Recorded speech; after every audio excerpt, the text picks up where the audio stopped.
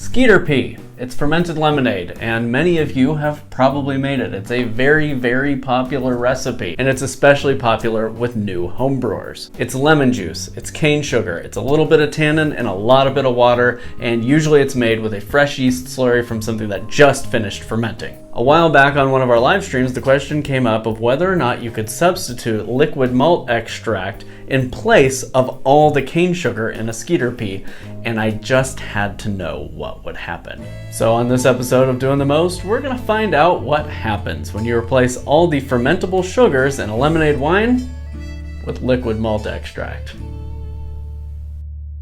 Homemade brews and various how-tos, everything from meat to roast, bake creation, fermentation, inebriation, doing the most. Hello and welcome to our backyard farm. When I came up with this idea, it was just too hard to pass up.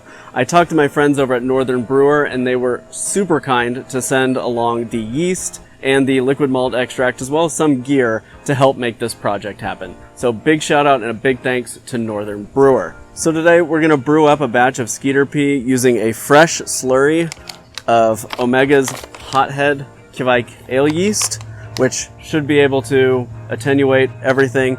And we're gonna be brewing it up outside because Hothead really thrives in the heat, and it's currently in the mid 90s Fahrenheit here in Oklahoma. We're also gonna be adding in the nutrient and energizer prescribed by the original recipe, so we will see what happens. So here's the recipe for Skeeter Pee, and this is just the traditional recipe that you find on the official Skeeter Pee website or floating around the internet. You've seen us brew this before here on the channel.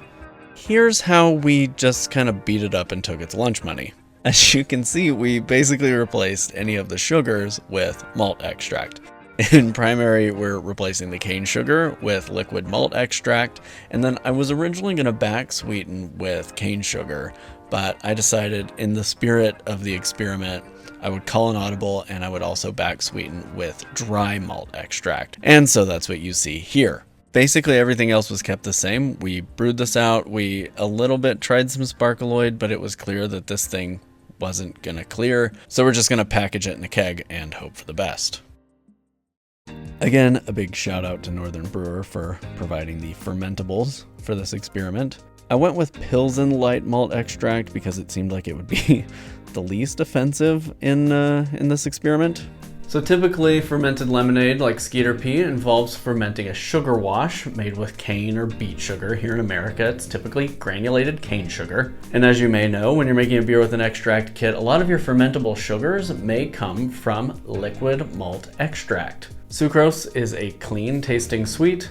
Maltose tastes a lot like malted barley. Sucrose, cane sugar, while being a simple sugar, is still sort of complex, and usually when you're making Skeeter Pee, you will use acid and heat to invert that sugar to make it glucose and fructose, which is a lot easier for the yeast to eat. In this experiment, we're going to be using liquid malt extract, which has lots of different kinds of sugars, including maltose and maltotriose. And in this experiment, we're not going to try to do anything to invert or convert the sugars. We just dumped it right on in.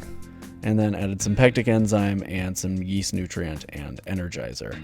So early on when I was discussing this with colleagues, there was the idea of throwing some amylase enzyme in here to help try and break down some of the more complex sugars to see if we could get it fermented all the way out to dry, all the way out to 1.000. But I didn't really want to go through the process of adding heat and trying to keep a mash temperature at a certain temperature for a while or any of that, especially after I did a real deep dive online. And my research just didn't really indicate to me that there was anything in the liquid malt extract that we could get converted. So again, the malt extract just went right in unscathed. Then I added in our pre-measured wine tannin and started topping that up and stirring it together to get everything combined. And of course, we have to add our first bottle of lemon juice. And then get that stirred right back up and get a hydrometer reading. And I did have to do just a little bit of adjusting to get it to the right hydrometer reading, but what we have here is 1.090, which is about what we were looking for if we were going to be using cane sugar like the original recipe. Sanitize our yeast packet. Open it up and dump that right in. And since this is Kveik Hothead, we're going to ferment this outside in the Oklahoma heat. And checking the temperature at the peak heat of the day, the highest this got up to was 96 degrees Fahrenheit. So pretty hot. Hopefully that means we got some good ester activity out of our yeast. Kveik, generally classified as a Norwegian farmhouse ale yeast, and some strains of Kveik actually do ferment fairly clean. Others, when you get them into higher temperature range, can throw off some fun flavors and esters. Kveik Hothead is particularly known for throwing off some interesting flavors, and so that's why I wanted to use it in here, just to see if there was anything additional that could be layered on top of the fermented lemonade. However, there are some big, bold flavors in here, so anything that the yeast does give us might be covered up by the other stuff that's in there.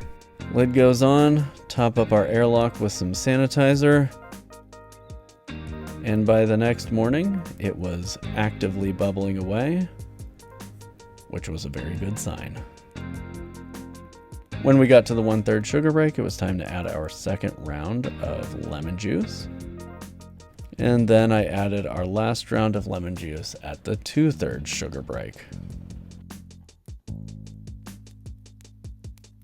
Our final gravity on that landed at right around 1.020. So there was still some non-fermentable stuff in there that was increasing the density of the liquid. However, I can tell you I tasted it and it was dry. There was no sweetness and only lemony tartness, which is what we expect from a Skeeter Pee.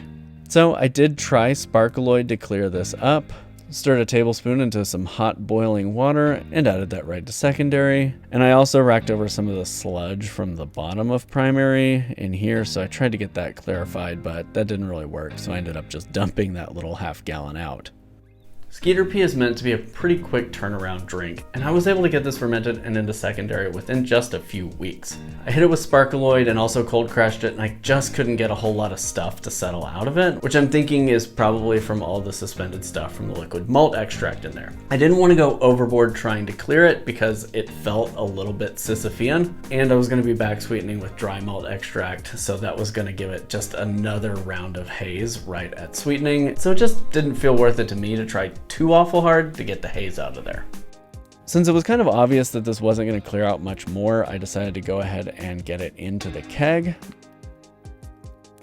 And like I said, I back sweetened with dry malt extract. And for this, I actually used 6 cups of dry malt extract to try and get it sweetened up about to the same level as the original Skeeter Pee recipe. And this stuff clumps and cakes and gets really goopy, so I decided to use my wine whip to get it all mixed throughout, trying not really to break the surface tension of the liquid, but keeping the whip submerged below the liquid line and try and get that dry malt extract really mixed throughout and dissolved into suspension.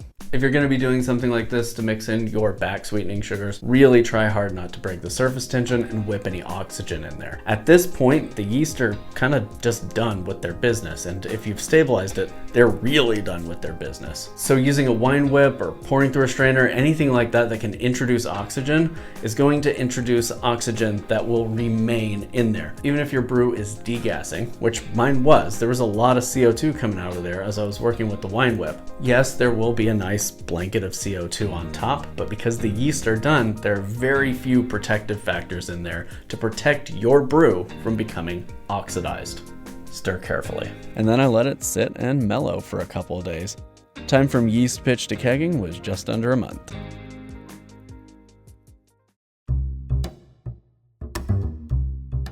So the reason I brought you here Ta-da. for this particular taste test, this idea came up in a Twitch chat of what would happen if you made a Skeeter Pee but replaced all the sugar with liquid malt extract. And then instead of sweetening it with sugar at the end, I sweetened it with dry malt extract. So is it going to be healthier for me? Like less calories or...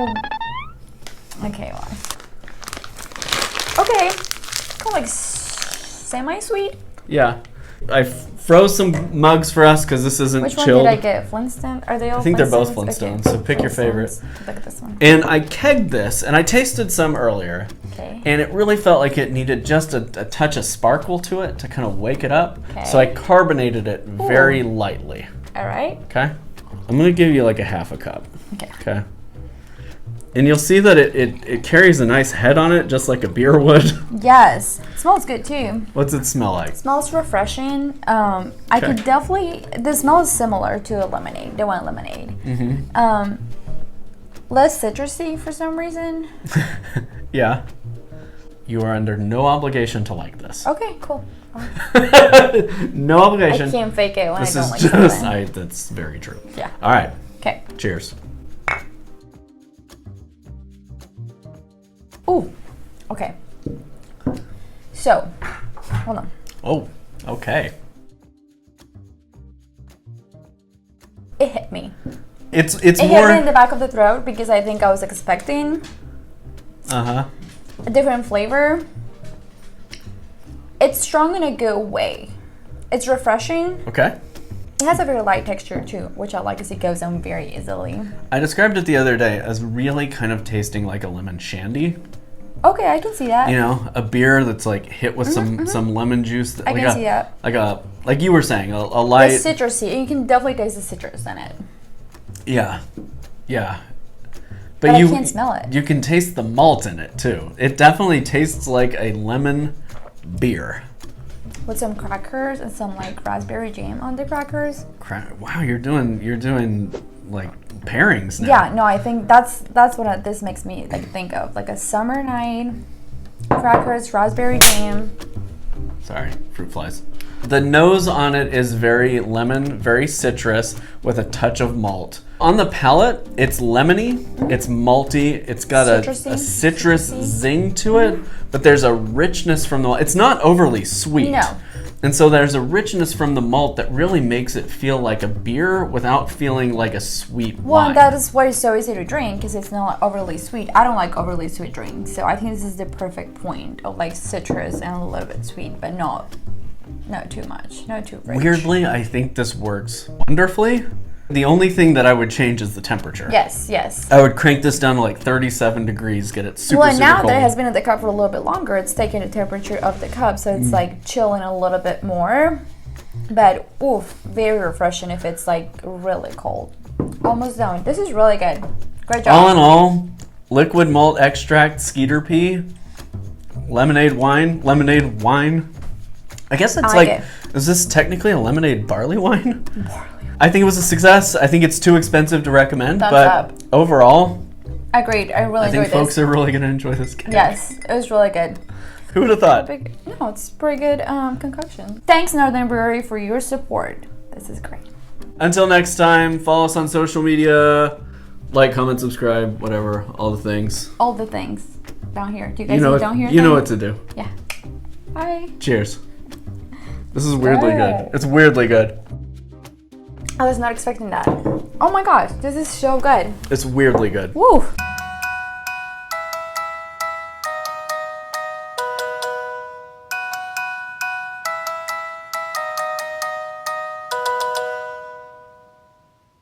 Are you gonna be part of this? Okay. You better be a good girl.